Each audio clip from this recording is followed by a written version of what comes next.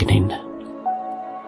සම්බුදු සසුනේ සිසිල් දිය දහර සියලු දුක් දුම්නස් මදකට අමතක කරලා අපි යහමු ඒ මහා පුණ්‍යවන්ත සාරිපුත්‍රයන් වහන්සේ ගැන. අසංඛ්‍ය කල්පලක්ෂයකට පෙර අනෝමදස්සි බුදු පියාණන් වහන්සේ මේ ලෝකෙට පහළ වුණා. මේ කාලයේ සාරද කියන යෝන් තරුණයෙක් ජීවිතේ නිසරුභාවය ගැන කලකිරී ගිහිගේ හැර හිමාල වනයේට ගිහිල්ලා පැවිදි වෙස් ගත්තා. එදා ඉක්මනින් අට සමාපatti උපදවාගත් මේ යෝන් තාපසතුමාට තවත් යහළුවෝ 74000ක් එකතු වුණා. දවසක් බුදු පියාණන් වහන්සේ ලෝව බලා වදාරන වෙලාවේ දැක්ක මේ පුණ්‍යවන්ත පිරිස මේ මහා වනයේ තුල බවුන් වැඩනවා. උන්වහන්සේ කල්පනා කළා ඒ අතරට වඩින්න ඕනේ කියලා. සාරද තාපසයා හැර අනෙක් හැම දිනාම පළවැල නෙලන්න වනයේට ගිහිල්ලා හිටපු මේ වෙලාවේ දෙතිස් මහා පුරුෂ ලක්ෂණයෙන් හෙබි අතිශය සෝභමාන මුනිවරයෙක් Tamanගේ ඉදිරි පිටට වඩිනවා සාරද තවුසානන් දුටුවා.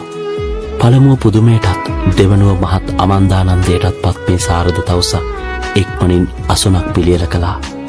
මේ නම් බුදුවරයෙක්මයි. ඔහුට එහෙම හිතුණා. පින්නත මම අනෝමදස්සි බුදුරජාණන් වහන්සේ භාග්‍යතුන් වහන්සේ බ්‍රහ්මසරයෙන් පැවසුවා. සාරද තවුසානන්ගේ සිය ළඟ හිරි වැටී ගියා.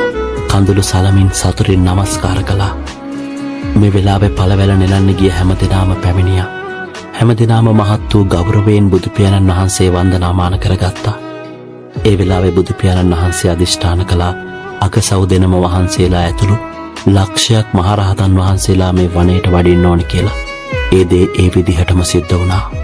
මේ වෙලාවේ තපස්වරුන් ඒ අයගේ පුණ්‍ය 이르දි බලයෙන් මුළු වනයේම තියෙන මල් එකතු කරලා ඊතා අලංකාර මල් ආසන සකස් කළා. දැන් මේ මල් ආසන මත බුදු පියාණන් වහන්සේ අග්‍ර මහා සංගරුවන ලක්ෂයක් වැඩ හිටිනවා. මේ අසිරිමත් දසුන මොන විදිහට තියෙන්නේ නැද්ද කියලා මුළු වනයේම ඒකාලෝක වෙලා ඒ මහා ගුණ සුවඳට මල් සුවඳ එකතු වෙලා මුළු වනයේම සිසිලසින් පිරීලා මේ විශ්ව ධාතුවේ ඉන්න ශ්‍රේෂ්ඨතම මුනිවරු එකම වනයේක මල් අසුන් මත හරියට සිසිල් දිය ධාරාවක් ඇදහැලිලා වගේ. භාග්‍යතුන් වහන්සේ මේ පින්බර මොහොත තවත් උත්තරීතර කළා. හැම දිනම නිරෝධ සමාපත්තියට සමවැදුණා ඒ මල් අසුන් මතම. සාරද තවුස මල් වලින් කෝඩයක් සාදා ඒ කෝඩේ භාග්‍යතුන් වහන්සේගේ සිරස මස්තකයට ඉහළින් ඔසවා ගත්තා. සුදු නෙළුමක් වගේ බැබලෙන මුව කමල වෙතින් දැස් ඉවතට ගන්න බැරි තරමටම කඳුළු කම්මුල් දෙකේ රෝරා වැටුණා. සතියක් මුළුල්ලේ බුදු ගුණම හිතුවා. කිසිවෙකු කිසිම ආහාරයක් ගත්තේ නැහැ. ප්‍රීතියෙන් ගතසිත පිරීලා සතියක් ගත වුණා.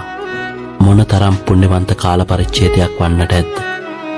සද්දින අවසානයේ භාග්‍යතුන් වහන්සේගේ දකුණත් සව්වන් වන නිසම්බ මහරහතන් වහන්සේ සද්ධර්මයේ දේශනා කළා. සාරද තවුසානන් හැර අනෙක් සියලුම දෙනා අරිහත් ඵලය තුල පිහිටියත් සාරද තවුසානන්ගේ සිත ප්‍රාර්ථනාවක් කෙරෙහි ඇදී ගිහිල්ලා. මොකද භාග්‍යතුන් වහන්සේගේ නිසබ අගසව්වන් නිසා පැතුම ඉටවන බවට නියත විවරණ ලැබුණා.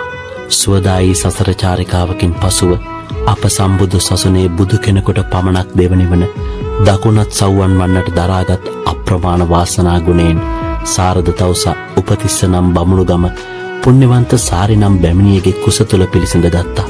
තරුණ වයස එළඹී උත්තරීතර ප්‍රාර්ථනාව අනුව සම්බුද්ධ ශාසනයේ ඒ මහා මිනිපහන ප්‍රඥාවේ ආලෝකය ඒ සිසිල් දිය දහර භාග්‍යතුන් වහන්සේගේ දකුණත් සව්වන් වුණා. අති පුණ්‍යවන්ත බුදු කෙනෙකුට පමණක් දෙවනි වූ මහා ප්‍රඥාවන්තයාණනි, නමස්කාර කරමි හද පිරිපැති සිතින්. සාදු සාදු සාදු.